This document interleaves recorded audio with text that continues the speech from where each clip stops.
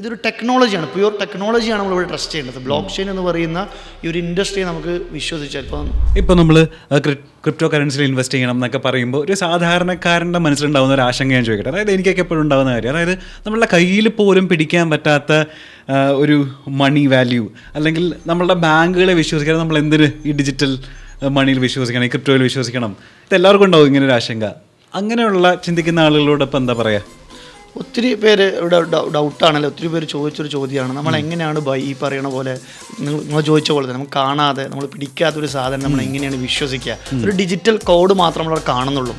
അപ്പോൾ അങ്ങനെ ഒരു നമ്മൾ എങ്ങനെ വിശ്വസിക്കുന്നത് വെച്ചാൽ ഇതൊരു ടെക്നോളജിയാണ്, പ്യുവർ ടെക്നോളജിയാണ് നമ്മളിവിടെ ട്രസ്റ്റ് ചെയ്യേണ്ടത്. ബ്ലോക്ക് ചെയിൻ എന്ന് പറയുന്ന ഈ ഒരു ഇൻഡസ്ട്രിയെ നമുക്ക് വിശ്വസിച്ചാൽ ഇപ്പം ഐ തിങ്ക് നിങ്ങൾക്ക് നോക്കാം, 2008 വന്നൊരു ഈ ബ്ലോക്ക് ചെയിൻ വരുന്നത് വർഷങ്ങൾക്ക് മുമ്പ് വന്നതാണ്. പക്ഷേ ബ്ലോക്ക് ചെയിൻ ആളുകളിലേക്ക് എത്തുന്നതും ഫെമിലിയർ ആവുന്നതെന്ന് വെച്ചാൽ ഈ ബിറ്റ് കോയിൻ എന്ന് പറയുന്ന ഒരു കോയിനിലൂടെയാണ് ആളുകൾ ഈ ഒരു ഇൻഡസ്ട്രിയെയും ഈ ഒരു മേഖലയെ മനസ്സിലാക്കുന്നത്.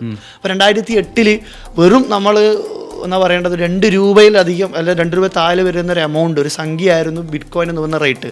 അന്ന് മെയിൽ വഴി ആളുകൾക്ക് എയർ ഡ്രോപ്പ് ചെയ്യുന്ന സമയത്ത് ആർക്കും ഒരു വില ഉണ്ടായിട്ടില്ല. അപ്പോൾ നമ്മൾക്ക് അതിൻ്റെയൊക്കെ ഹിസ്റ്ററിയും ഇതൊക്കെ ഗൂഗിളിൽ ഒരുപാട് സ്റ്റോറികളൊക്കെ ഉണ്ട്. ഒരാൾ പിസ്സയൊക്കെ വാങ്ങിച്ചിട്ട് ആൾക്ക് എയർ ഡ്രോപ്പ് ആയിട്ട് 1000 ബിറ്റ് കോയിൻ കൊടുത്തു. ഇന്ന് ആ ബിറ്റ് കോയിൻ ആളുകൾക്ക് ആളെ സംബന്ധിച്ച് സെക്യൂർഡായിട്ട് വെച്ചാൽ അതിൻ്റെ പാസ്വേഡ് പോലും ആൾക്ക് ഓർമ്മയില്ല. അപ്പോൾ അങ്ങനെയുള്ള സമയത്ത് അപ്പോൾ ഇന്നത്തെ ആളുടെ അസറ്റ് എന്തായിരിക്കും?